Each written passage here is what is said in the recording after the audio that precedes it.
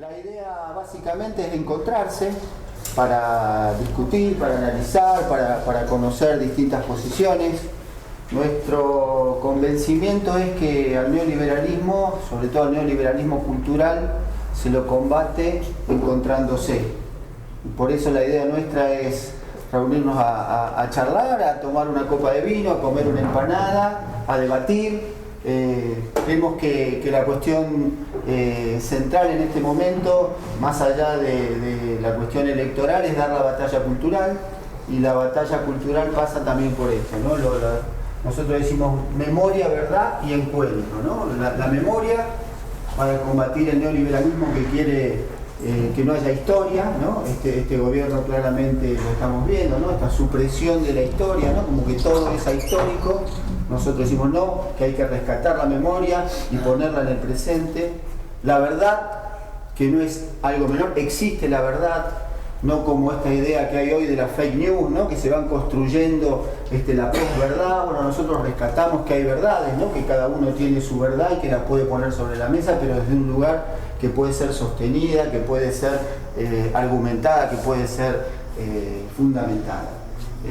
Y el encuentro, ¿no? La otra gran bandera del encuentro, que tiene que ver con esto que decimos, ¿no? Que pasar un rato bien, porque también, como decía Jauretche, nada bueno se puede hacer sin alegría. Entonces la idea es que esto sea un encuentro donde todos nos sentamos con libertad de opinar, de participar, bueno, y que nos vayamos con una buena noche entre compañeros y amigos y amigas y compañeras, para juntar fuerza, para seguir en este mundo neoliberal que todo el día nos empuja a quedarnos encerrados, ver la televisión o manejarnos por las redes sociales, pero que está destruyendo la cultura del encuentro. Hoy tenemos a un compañero para hacer de disparador, que es Roberto Maurino. Él va a trabajar el tema de la independencia nacional. Bueno, la idea es que sea un disparador para que después debatamos entre todos. Así que bueno, maestro. Gracias por lo de maestro. Bueno, buenas tardes a todas y todos. Un agradecimiento por la presencia para acompañarnos un poquitito en esta charla sobre el 9 de julio. Primero quiero resaltar una presencia de un maestro, de un amigo, el doctor Roberto Rosúa,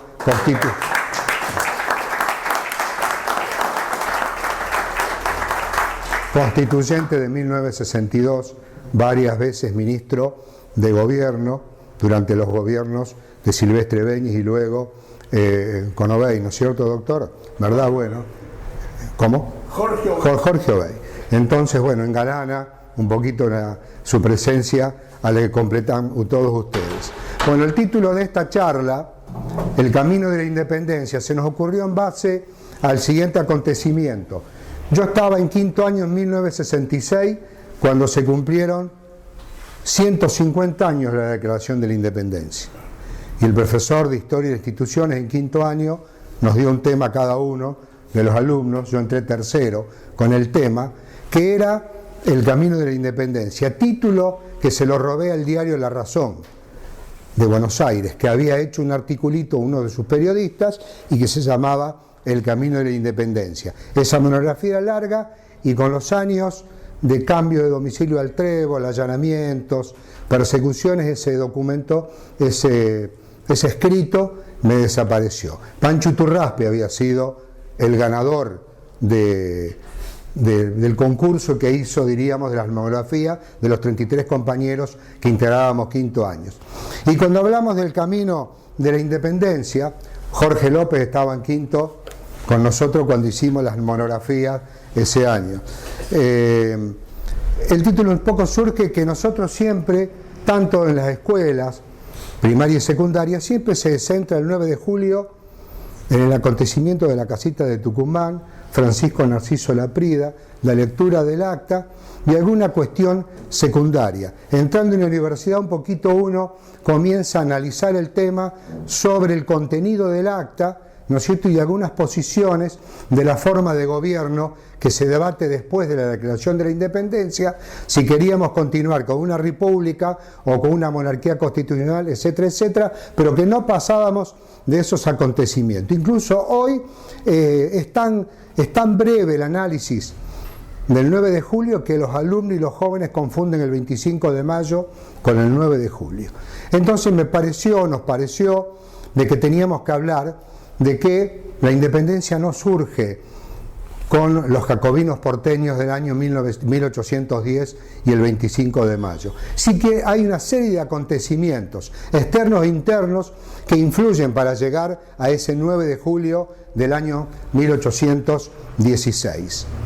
Vamos a hacer una referencia a 1916, a 1947, a 1966 y a 2016, cuando estemos terminando. Durante la ocupación española, durante los 300 años de ocupación española, hay insurrecciones en Latinoamérica, sobre todo en el Alto Perú, en el norte argentino, impresionantes. Por ejemplo, la guerra de los calchaquíes, que dura en el 1600 y pico, 40 años.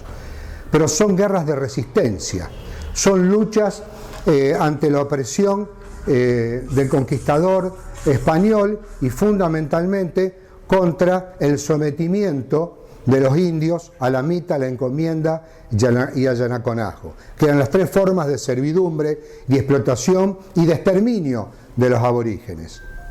Fíjense cómo habrá sido que Colón llega a las Antillas en 1492. Para 1536 en Cuba no quedaba población aborigen. Es ahí cuando entonces los españoles comienzan a traer esclavos del África. Es decir, que durante toda la ocupación española hay insurrecciones, hay rebeliones continuas. Pero cercano a nosotros, a 1816, vamos a encontrar el movimiento más grande, el más importante de Latinoamérica, y que es la insurrección inca de Tupac Amaru, 1780-1781, 8 años antes de la Revolución Francesa. Tupac Amaru, seguido por su compañera y esposa Micaela Bastida y Ana Tomasa Tinto Condemaita. Los tres, por supuesto, van a morir de manera atroz cuando fracasa la insurrección. Dice Felipe Piña que el movimiento de Tupac Amaru, que llegó a juntar un ejército de 100.000 aborígenes y esclavos negros y mestizos, no así criollos. Hay un desencuentro allí entre la insurrección aborigen. Los criollos no participan, a pesar de que Tupac intenta atraerse a los criollos para escindirlos del poder español. El acontecimiento surge en 1780, cuando las reformas borbónicas. Carlos III establece una serie de reformas y mayores gravámenes impositivos a estas tierras de América, a tal punto que, por ejemplo, las importaciones que venían de España se gravaban con un 6 a un 12%. También se las trasladan a los artículos que producían los nativos, la población criolla y aborigen. El alcabala se llamaba esa imposición que le establecen a los aborígenes, equiparándola a las que se importaban desde la península, desde España, lo cual significaba una destrucción de las economías regionales. Entonces Tupac Amaru, que era una persona de la nobleza inca,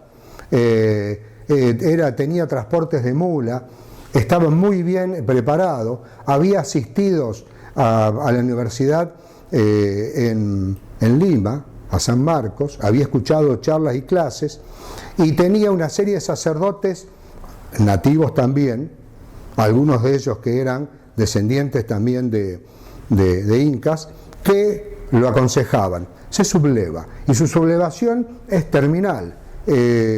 Al recaudador de impuestos lo ejecuta.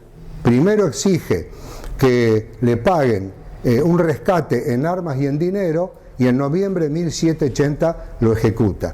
E inicia toda la insurrección. Es un reguero la insurrección de Tupac Amaru en todo el Alto Perú y en el norte argentino, a tal punto que llega a juntar esos 100.000 indios, esos 100.000 soldados. El virrey Vértiz, que en Buenos Aires se lo habla como el virrey de las luces, que ilumina Buenos Aires, manda un ejército de 17.000 hombres. Y el virrey de Perú, de Lima, manda también ejércitos. Para ese momento ya se había creado el Virreinato del Río de la Plata. En 1776 se crea el Virreinato del Río de la Plata y el Alto Perú con las minas de Potosí pertenecían a Buenos Aires. El Virreinato de Perú había perdido el dominio de las minas de Potosí. En tanto, los españoles juntan un ejército de 30.000 hombres y la represión va a ser terrible. La primera batalla que pone sitio al Cusco, Tupac Amaru la gana. Y fundamentalmente hay una serie de elementos, ¿no es cierto? Pero el programa de la rebelión era supresión de la mita. La mita era el servicio obligatorio de los indios en las minas, donde morían de una manera atroz. De tal manera se había llegado a la disminución de la población aborigen en el Alto Perú que no había nuevos indios para hacer la mita. Entonces volvían a buscar a los que ya habían terminado la mita, lo cual ya la exacción de ese tipo de personas, de seres humanos, era terrible. El segundo punto era anulación del reparto de los corregidores. El reparto implicaba que los corregidores, que eran los que administraban la región, obligaban a los aborígenes a comprar los productos que ellos le vendían. Entonces, prácticamente con su trabajo apenas se alcanzaban los aborígenes a pagar lo que le vendían los corregidores. La eliminación de los obrajes. Los obrajes no eran, como entendemos nosotros, en el Chaco nuestro, los obrajes de madera. Eran sino fábricas textiles, donde también la explotación era terrible, donde prácticamente no había salarios. Abolición de todos los impuestos y liberación de los esclavos. O sea que Tupac Amaru en sus proclamas comienza a hablar ya de principios de libertad y de independencia. Y si bien no establece un esquema de romper con el poder colonial español, prácticamente en los hechos, los insurrectos, los revolucionarios, asumen la idea de independizarse. Este quizás es el antecedente más cercano que vamos a encontrar en el Alto Perú en esta etapa, a principios del siglo XIX, en 1802-1808. Para esa fecha, para 1802, Mariano Moreno está en Chuquisaca, provincia de Charcas, y ahí se hospeda en la casa del obispo Terraza, va a estudiar sacerdocio, pero luego desiste y entra a estudiar leyes en la Universidad de San Javier. Y allí en la casa del obispo Terraza lee a Rousseau y a otros teóricos de la Revolución Francesa. Y ahí se encuentra con otra persona monumental en la historia de nuestra independencia, que es Bernardo de Monteagudo. Monteagudo era hijo de un español o de un criollo con un aborigen, era mestizo. Y ahí se encuentra con Castelli, con quien era primo. Castelli, Moreno y Belgrano, por las madres, los tres eran primos. La diferencia es que Belgrano estaba estudiando en España, había estudiado leyes y luego en Valladolid estudia economía y ahí conoce la teoría de los fisiócratas.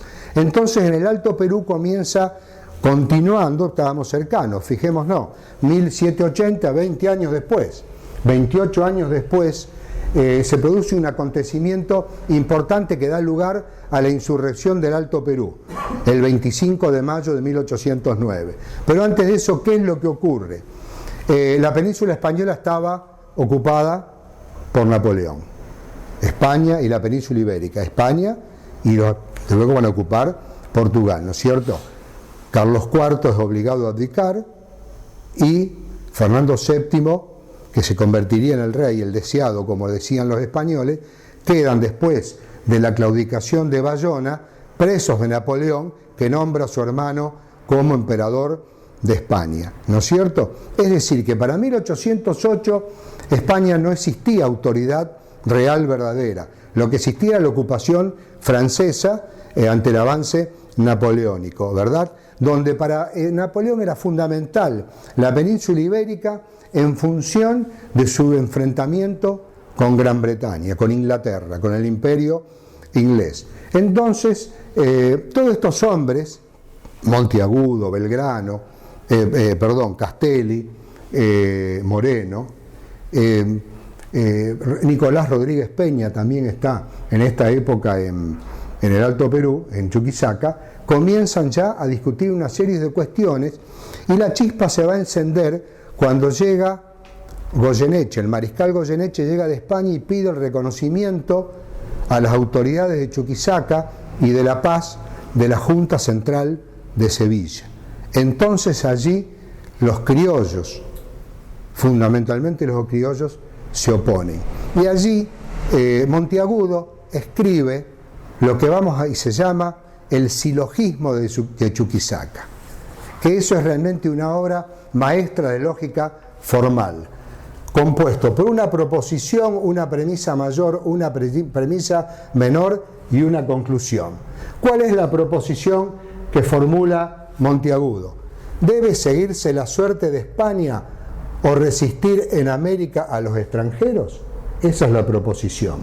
Entonces, la premisa mayor que establece Monteagudo dice: las Indias son un dominio personal del rey y no de España. Acordémonos que eso lo hemos estudiado, de que realmente las Américas eran de la corona de Castilla y de Aragón, ¿no es cierto? Entonces, eso se va a trasladar desde los reyes católicos a sus herederos, ¿verdad? Como que no era un dominio español, sino un dominio real. Conclusión: sobre la base de la premisa mayor, surge la premisa menor. El rey está impedido de reinar.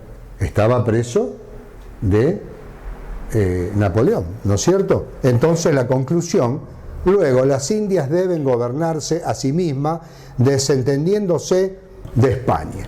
Entonces esto es lisa y llanamente un atisbo claro, concreto y real de independencia.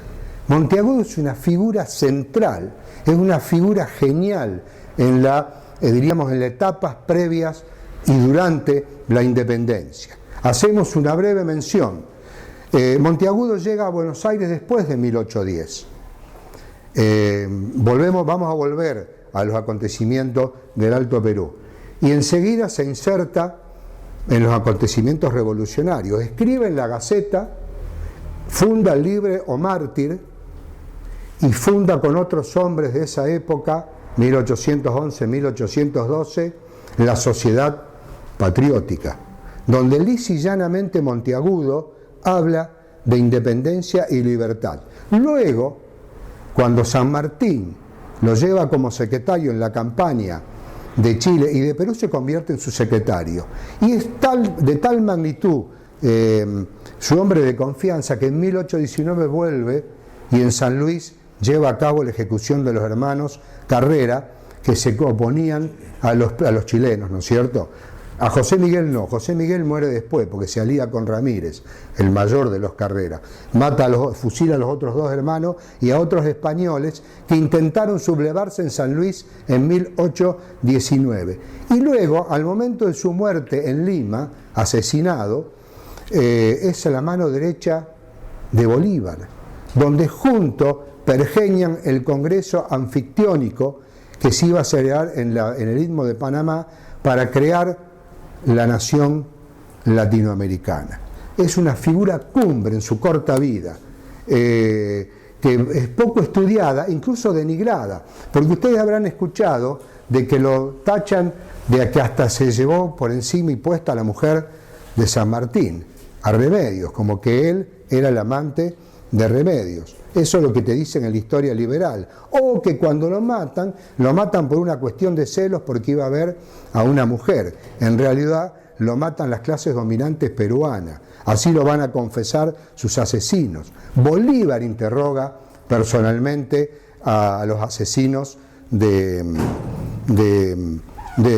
Monteagudo y le confían que era un tal Sánchez Carrión que les había pagado. Sánchez Carrión... Algo de Elisa Carrión.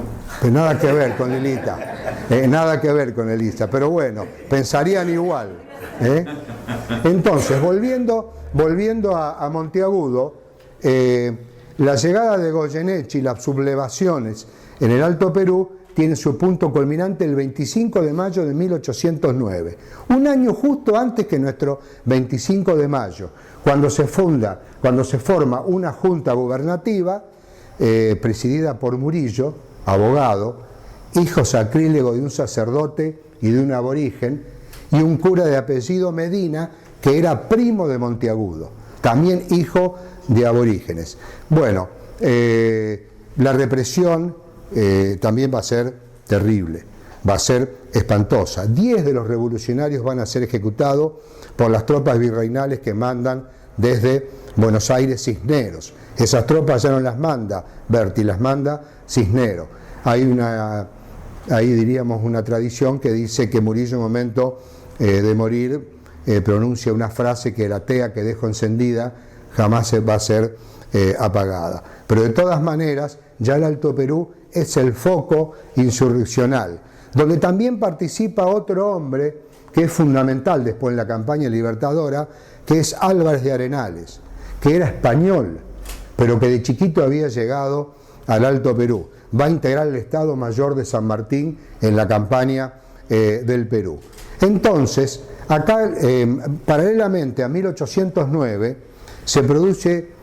quiero hacer una aclaración con respecto a esto, ¿no? Para que ustedes vean cómo se manejaban las clases dominantes. Es decir, que ya lo que habíamos visto con Tupac Amaru, que son los aborígenes sin participación criolla, acá ya, en esta etapa, encontramos a los criollos decididamente enfrentados con el poder colonial español. Los revolucionarios de mayo de 1809, dice José María Rosas, invocan a la Virgen de Guadalupe, se encomiendan a la Virgen del Carmen. Entonces el obispo de La Paz excomulga a los revolucionarios, pero como también invocaban a la Virgen, excomulga a la Virgen, la saca del juego a la Virgen. Eso lo relata José María Rosas. Yo lo leí hace poquito para tengo que decir algo, ¿viste? Vamos a leer un poco los temas que hay que dar. Bueno, eso realmente está extraordinario. Invoca la fuente José María Rosas, abajo dice dónde lo extrae. Así que el obispo de La Paz, aparte de excomulgar a los revolucionarios, también como estaba la Virgen de por medio, también le excomulga a la Virgen, ¿no es cierto? Es decir que en la base insurreccional encontramos a los curas insertos en medio del pueblo, pero en la jerarquía eclesiástica, que es una continua sucesión de acontecimientos hasta hoy, va a seguir firme, ¿no es cierto?, en esa misma posición con los sectores dominantes, estaban del lado del poder español, ¿no es cierto? El compañero de la Nueva África. Exactamente, techo, tierra y trabajo. No, bueno, Monseñor Devoto, Ponce de León, los sacerdotes del tercer mundo, no todos, ¿no es cierto? Pero bueno, tiene sus orígenes en la Compañía de Jesús. En la Compañía de Jesús, sí señor. Y el planteo de que la soberanía reside en el pueblo. Sí señor. Me parece que el principal planteo y que lo hace todo el clero regular, que después Rivadavia lo va a exterminar. La teoría de ellos era la contractualista que venía de los padres Mariana y Suárez. Y la enganchan con el contrato social de Rousseau. ¿Estamos? Los curas estaban formados sobre las bases de Mariana y Suárez y del padre de las casas, pero sobre todo Mariana y Suárez, que es la teoría contractualista de que el poder reside en el pueblo y no en Dios. O en todos casos Dios se lo delega al pueblo, pero no al rey, lo cual es un cambio fundamental anterior a todos estos acontecimientos. Entonces, acá vamos encontrando los antecedentes. Dijimos Tupac Amaru, dijimos la insurrección criolla del Alto Perú en 1808. También en 1809 se sublevan los esclavos de Santa Cruz, de la provincia de Santa Cruz en Bolivia. Bolivia tenía numerosísimos negros, población negra, que eran esclavos que huían del Brasil. Bueno, también hay una insurrección que es violentamente reprimida y a los sobrevivientes, o sea, esa insurrección es pocos meses después de mayo de 1809. A los sobrevivientes los españoles los incorporan obligatoriamente a las tropas españolas para terminar con los últimos focos aborígenes y con los últimos focos revolucionarios en el Alto Perú. Me lo traigo en un antecedente. En la insurrección de Tupac Amaru participan los quilmes,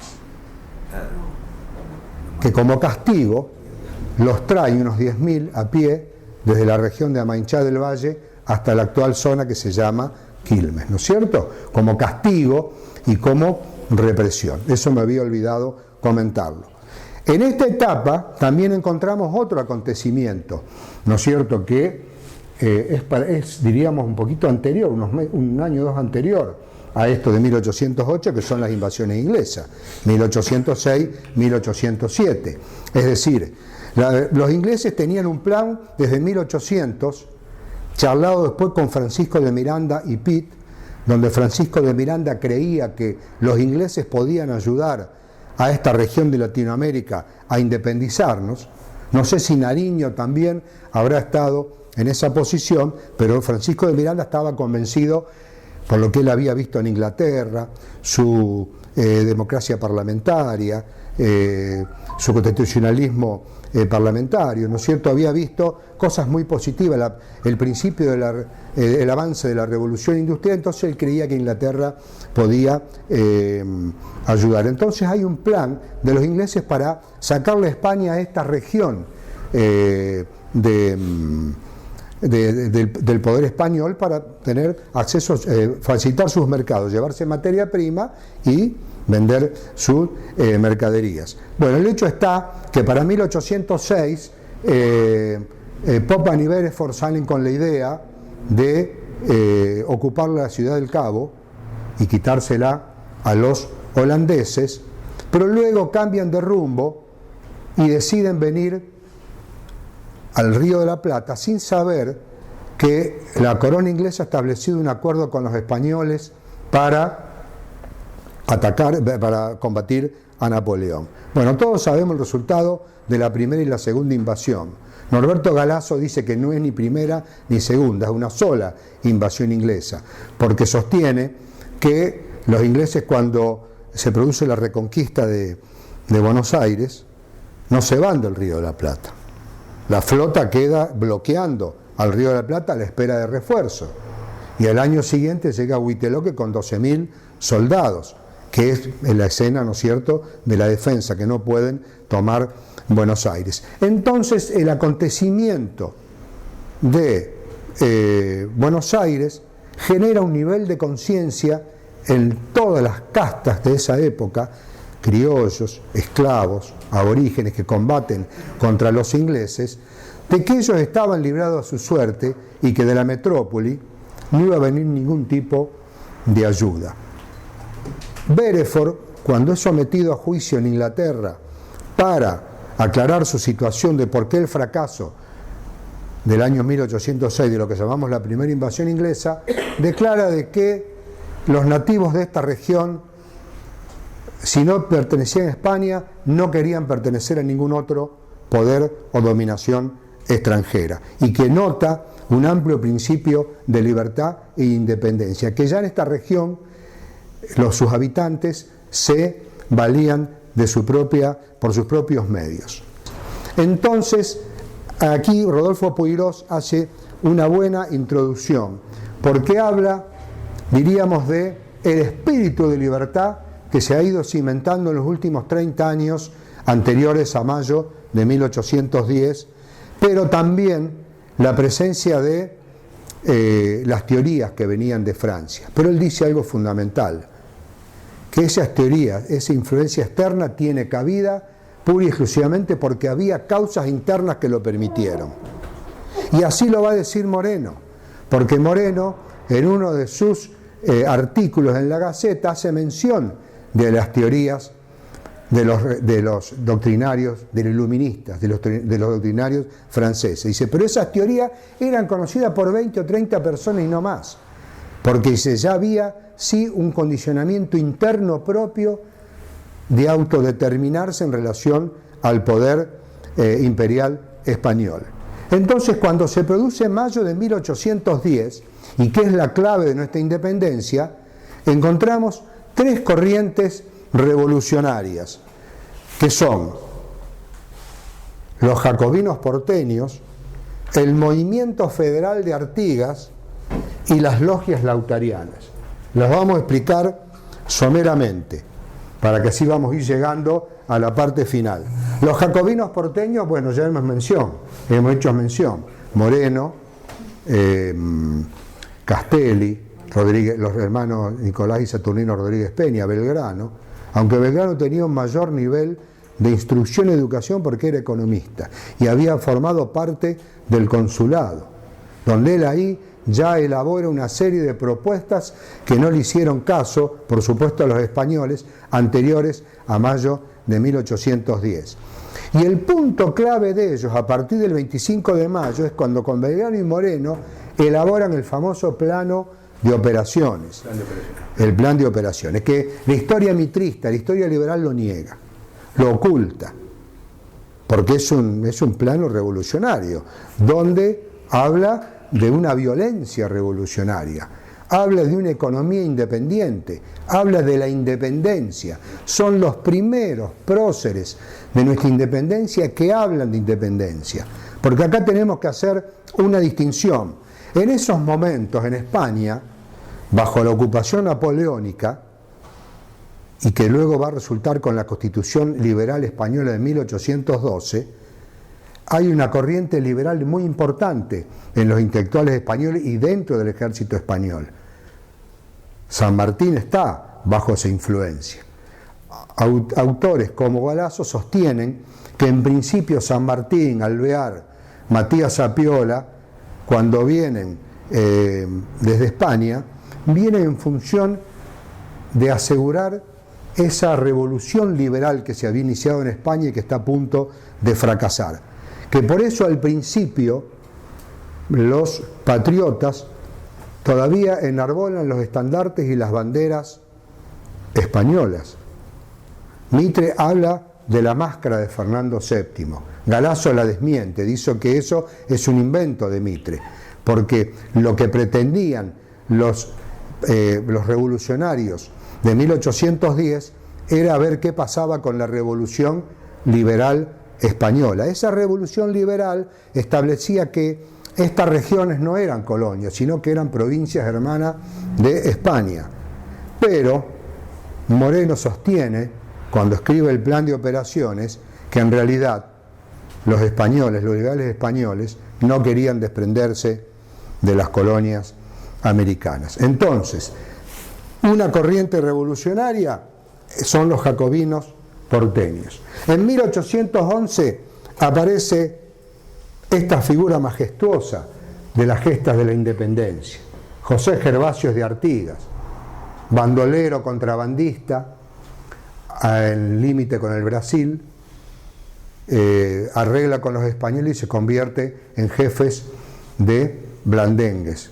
Entonces era un profundo conocedor de su pueblo, de la población rural de la banda oriental, que era numerosa, y tiene a un asesor que sí había estudiado, que es el padre Monterroso, que había estudiado a los constitucionalistas norteamericanos, a Jefferson, a Thomas Paine. Entonces su relativo desconocimiento surge en base a lo que lo suple con lo que le va dando este sacerdote. Pero él fundamentalmente tiene en claro una cosa, tiene en claro de que esta región tenía que gobernarse sobre la base de una república federativa. De allí va a ser su choque inicial con Buenos Aires, al poco tiempo, fundamentalmente cuando sus diputados son rechazados en la Asamblea del año 13. Pero Artigas, aparte, es un reformador social, es un revolucionario social, porque cuando se declara la independencia de los pueblos libres el 29 de junio de 1815, lleva a cabo la distribución de tierras en la banda oriental. Le saca a los españoles las tierras, los expulsa de la banda oriental y la distribuye entre los gauchos y entre los indios para que la exploten y la trabajen. Entonces, tenemos los jacobinos porteños, o sea, los intelectuales porteños, que ya mencionamos, el movimiento federal de Artigas, y en tercer aspecto, la figura de San Martín y Alvear, con los hombres que llegan con él en la George Canning a principio de 1812, y ya vienen con la idea del liberalismo. Pero el liberalismo de ellos no es el liberalismo español que pretendía conservar las colonias americanas. Ellos ya venían con una idea, por lo menos, no digo clara, pero sí pensada, de independencia y de libertad. Entonces, Galasso sostiene de que la primer logia importante la funda Miranda, que es la Gran Reunión Americana, la funda en Londres, y que la logia Lautaro, dicen algunos autores, ya la forman San Martín y Alvear en Cádiz, antes de llegar a Argentina, antes de llegar al Río de la Plata. Pero bueno, San Martín y Alvear luego van a bifurcar sus vidas y sus proyectos políticos, porque Alvear tenía una pretensión vinculada al Imperio Británico. Las logias tienen su origen en Inglaterra, la Gran Reunión Americana se forma en Inglaterra. San Martín tiene otra idea, porque entra en contacto con su pueblo cuando él dirige los ejércitos del norte y luego cuando forma el ejército de Cuyo para iniciar la campaña libertadora, ¿verdad? Hacia Chile y hacia Perú. Bueno, no sé si acá fui muy rápido o está bien. Perfecto. ¿Está bien? Está muy bien. Bueno, para 1815, el año previo a la declaración de la independencia, Artigas no espera más, crea la Liga de los Pueblos, la Liga de los Pueblos Libres, ¿no es cierto? La Banda Oriental, Entre Ríos, Corrientes, Misiones, Santa Fe y Córdoba. Sí, Brevemente Córdoba, después Córdoba va al Congreso de Tucumán. Y entonces se reúnen en Arroyo de la China, que es la actual Concepción del Uruguay, y allí declaran la independencia. Ante la negativa del directorio, en ese momento, para junio de 1815, el director no es todavía Pueyrredón. Alvear ya lo habían echado, es Rondó. Pero Rondó estaba al cargo de los ejércitos del norte, entonces está Álvarez Thomas como director. Es su tío, Pelosi. Exactamente. No, Posada es el tío. Posada. Posada había sido el primer director en 1814. Entonces Artigas declara la independencia de los pueblos libres con la bandera celeste y blanca y la franja, ¿no es cierto?, roja. A tal punto que, salvo Córdoba, ninguna de esas provincias va al Congreso de Tucumán, cuyo reglamento no es aceptado por las provincias del interior, salvo el tema de la declaración de la independencia, y a la cual adhiere San Martín y pide San Martín que se lleve a cabo inmediatamente esa bendita independencia, porque si no, no podía iniciar la guerra de liberación hacia Chile y hacia Perú. Pero para 1816, fíjense las contradicciones en el Río de la Plata.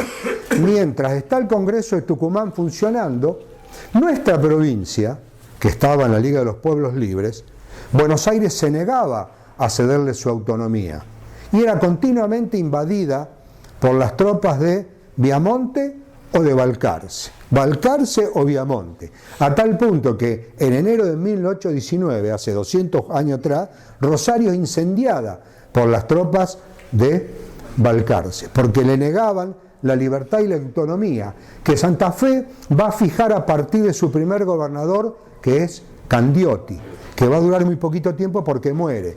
Luego, los porteños nombran a Tarragona como gobernador, pero esa situación se va a poner fin con Marianito Vera y luego con Estanislao López, que va a ser gobernador a partir de 1818. Es decir, que también las provincias unidas del Río de la Plata estaban convulsionadas.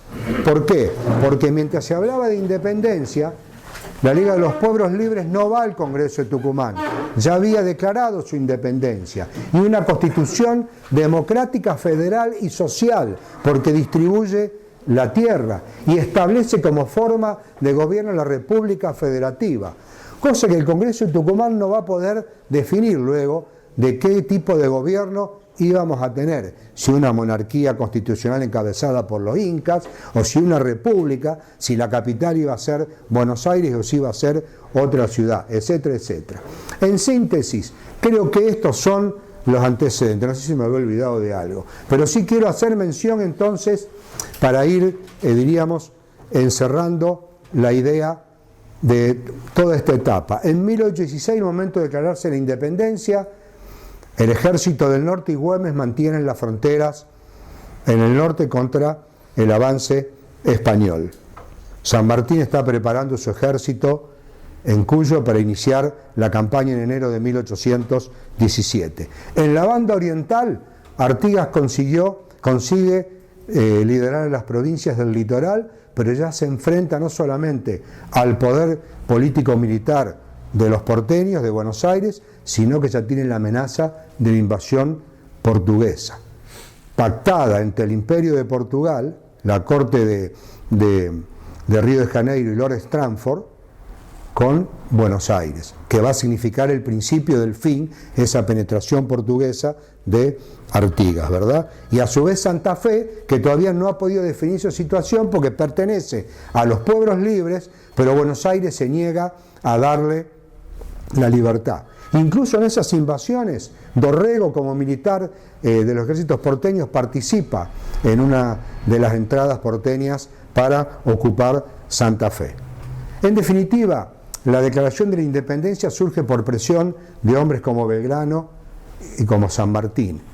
Y ya en el momento que se declara la independencia, el director supremo que va a ser designado en ese momento es Pueyrredón, que sí va a aceptar el plan de San Martín para iniciar la campaña libertadora.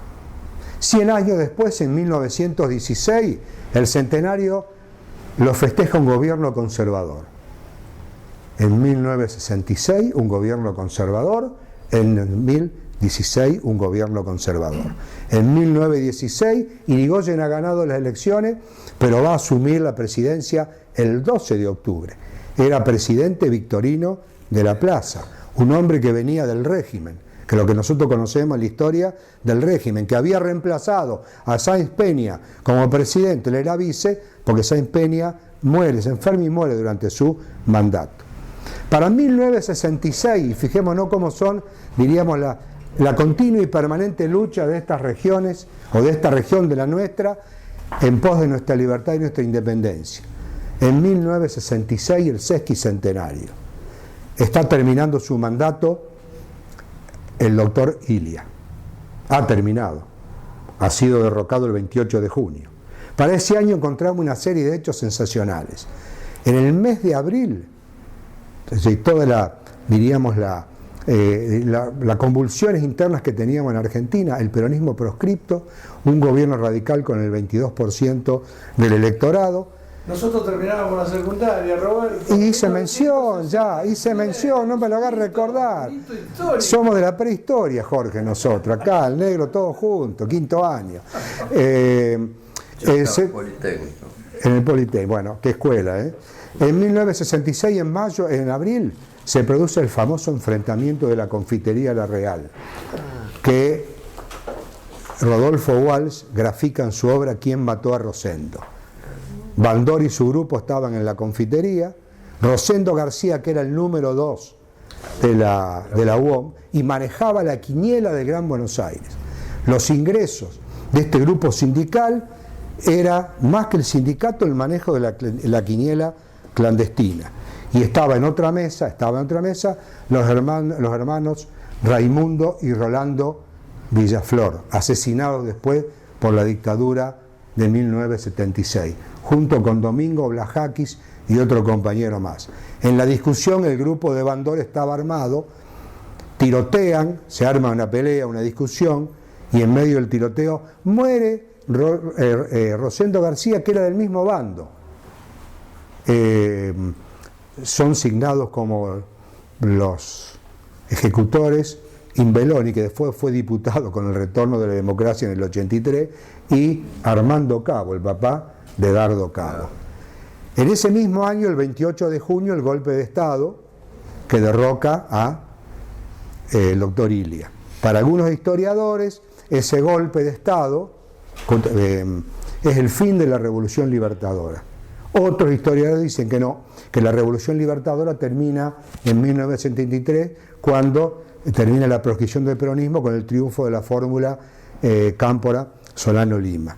Pero hay argumentos como para sostener de que ante la imposibilidad del radicalismo del pueblo de contener el avance del peronismo, la aparición otra vez de los militares azules para contrarrestar el avance del peronismo y establecer el proceso que se llamó Revolución Argentina, que para los que somos mayores, acuérdense que se había fijado 3 etapas: el tiempo económico, el tiempo social y después recién, casi a los 20 años, el tiempo político, ¿verdad? Sí. ¿De verdad? Bueno, Onganía. 30 de julio, la noche de los bastones largos, cuando se avasalla la autonomía universitaria en ciencias exactas, en humanidades de Buenos Aires, que está, diríamos, identificada en nuestra historia de las luchas sociales y nacionales como un punto culminante. Sin embargo, creo que no es tan así, porque 20 días después, 10 días después, en Córdoba, el 10 de septiembre, miles de estudiantes combaten con la policía en el Hospital de Clínicas. No tuvo nada que ver. La noche de los bastones largos fueron unos golpes y gente detenida. En Clínicas llega a tal magnitud que la noche del 10 es baleado de muerte Santiago Pampillón, militante integralista. El integralismo va a formar parte luego de las agrupaciones nuestras de la Unión Nacional de Estudiantes, la UEL, el integralismo, acá en Rosario en los años de la lucha contra la dictadura en Galía. Schiaretti era integralista. Muere Santiago Pampillón el 12 de septiembre de ese 2 días después de haber sido baleado. Y fue una bandera de resistencia durante todos esos años de lucha y de conmemoración contra la dictadura de Onganía.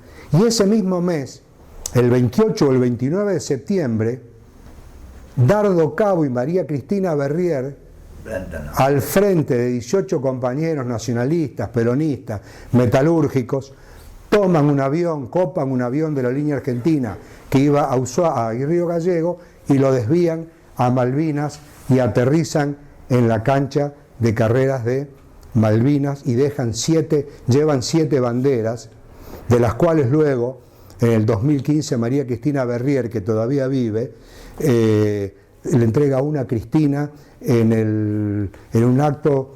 ¿Cómo se llama el lugar que hacen los actos en la Casa Rosada? La plaza de la... No. El salón de los perdidos. Ahí. No, eso en el Congreso. No, hay un lugar en Casa Rosada que está todos los cuadros. Bueno, ahí. Se hace un acto y le entrega una de las banderas, otra está en la Virgen de Itatí, las demás no sé. Pero lo más notorio es que justo estaba el príncipe Alberto, estaba el príncipe de Gales, de visita en Buenos Aires, el 28 de septiembre. Onganía tenía 3 meses de gobierno. Es que Nicanor Costa Méndez le pide disculpa al reino de Gran Bretaña por el aterrizaje del avión argentino con este grupo de 18 compañeros. Varios cóndores todavía viven. Uno de ellos es Castillo, integrante del Consejo Directivo de la Asociación Bancaria. María Cristina Berrier hasta hace un año vivía. Era periodista de la revista Panorama.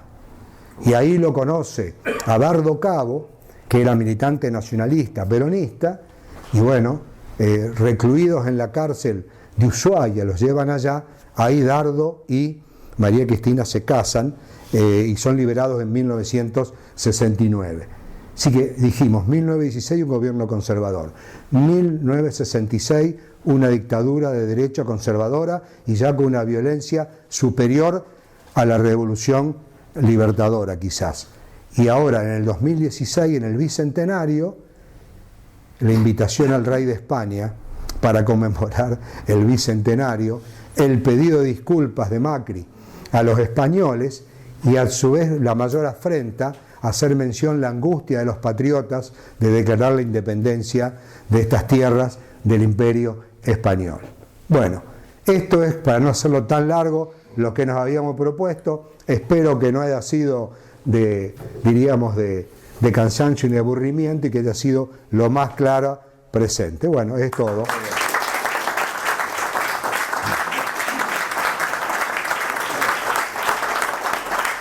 Jorge nos metió la mesa, Jorge. ¿Te acordás la monografía que nos dio Micheletti? Sí, Muy bien encadenada la síntesis. pero tu charla de hoy la superan muy bien. No te creas. Excelente síntesis, muy bien encadenada. Hay una pregunta, Roberto. Sí. En tu opinión, ¿Artigas tendría una idea secesionista respecto? No, no, para nada. Buenos Aires lo obliga. Sí, Rivadavia, digamos. El primer triunvirato. Ajá, bueno. El primer triunvirato ya es la influencia inglesa. Es decir, con la creación de la Junta Grande, a fin de 1810, que viene el Dianfún y los diputados del interior, significa el fracaso del morenismo. Abelardo Ramos sostiene que ese grupo, que nosotros acá llamamos los jacobinos porteños, así como fue fulgurante su aparición, es rápido su ocaso, y que ellos enarbolan banderas y teorías de la burguesía, pero no había una burguesía industrial en esta región, lo cual eso implicaba que era imposible llevar a cabo varios de sus proyectos que ellos sí con Belgrano establecen en el plan de operaciones. Entonces Artigas choca con el poder porteño, sobre todo sobre la base de que no quería que Buenos Aires fuera la capital, punto uno. Segundo, en la República Federativa. En nuestras tierras, él con Dorrego son los hombres que enarbolan los principios básicos del federalismo, con la diferencia que Dorrego viene con el federalismo luego de 1819, de 1820, cuando está en Filadelfia, En cambio, Artigas no, estamos hablando en 1811. Y aparte lleva a cabo una revolución social. Su ejército es el pueblo en armas. Es realmente maravillosa la figura de él. En realidad se enfrenta contra la oligarquía. Contra la oligarquía contra los comerciantes porteños. El manejo del virreinato de la Plata de Piedra, la oligarquía. Saavedra, la figura de Saavedra en el... Saavedra había nacido en el Alto Perú. Era jefe de las milicias. Hay una particularidad con las invasiones inglesas. Cuando se arman, están los regimientos reglados, que eran los regimientos como patricios, que eran los regimientos imperiales, del gobierno imperial, ¿no es cierto? Entonces, cuando se arman las milicias, esas milicias adquieren un carácter democrático. Los soldados elegían a los oficiales y los oficiales elegían a los jefes. Entonces Saavedra va a ser elegido en esas condiciones.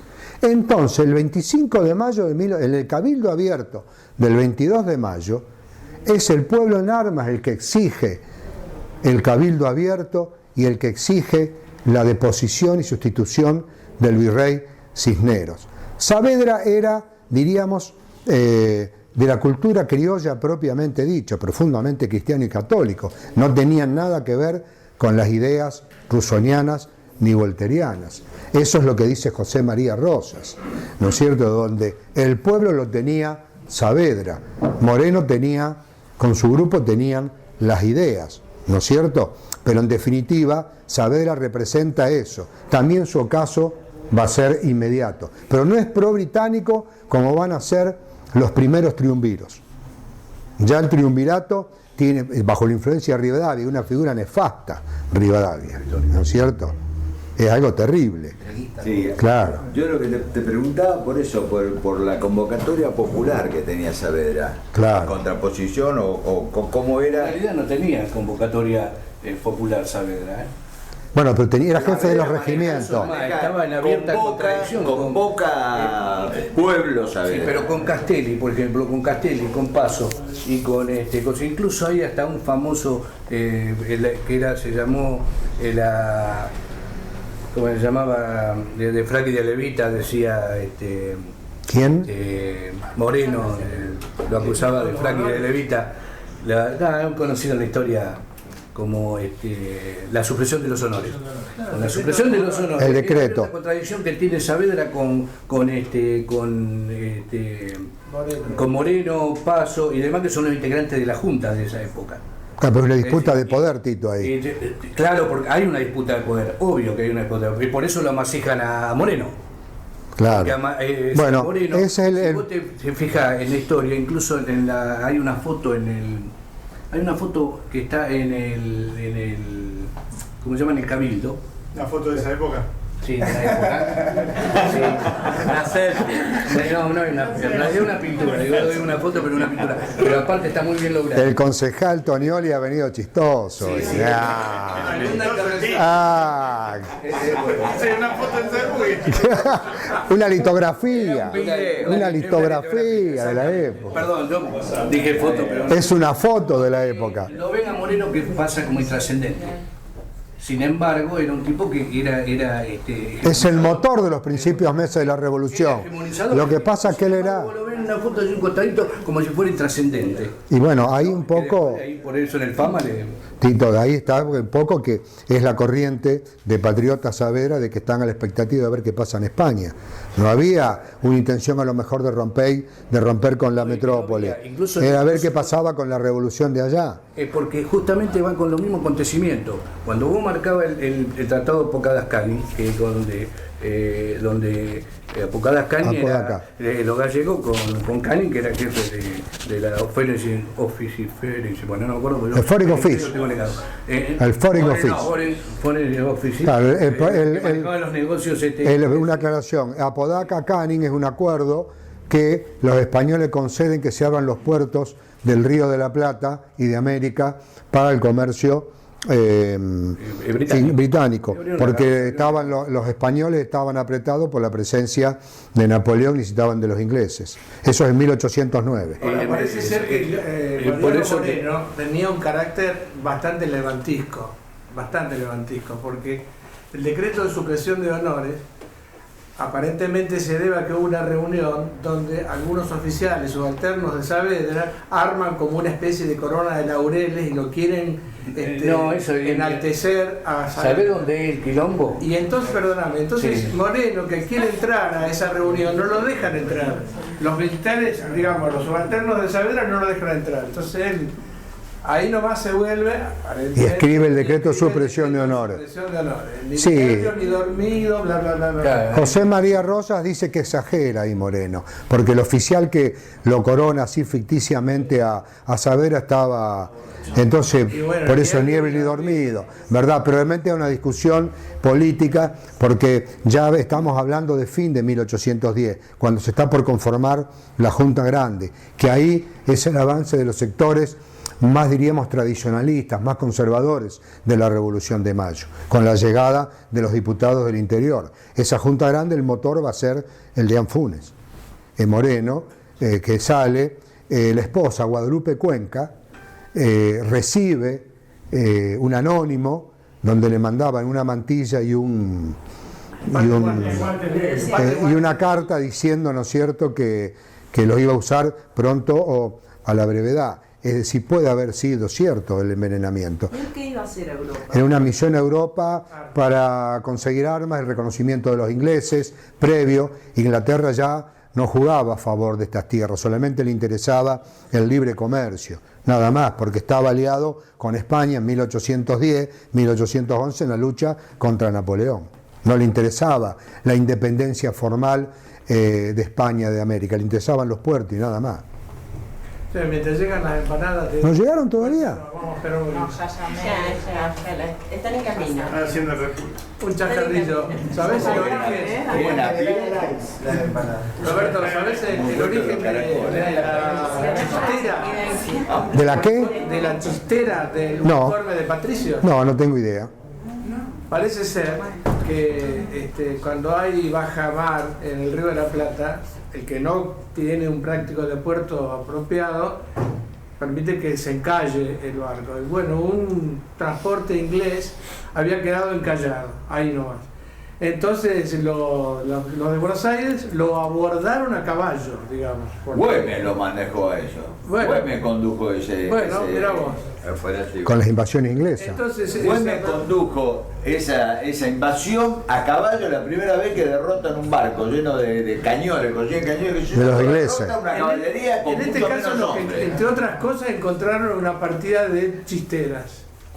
Y entonces se apropió el nuevo regimiento de patricios, que no tenía morrión ni nada por el estilo, y aparentemente de ahí es el origen de que los patricios usan chisteras. Eso no lo sabía. Bueno. ¿Vamos a tomar un poco de vino? Vino, hay vino y hay... Empecemos, ¿vale? Vamos a levantarlo y rompamos un poco las pilas. Claro, está bien.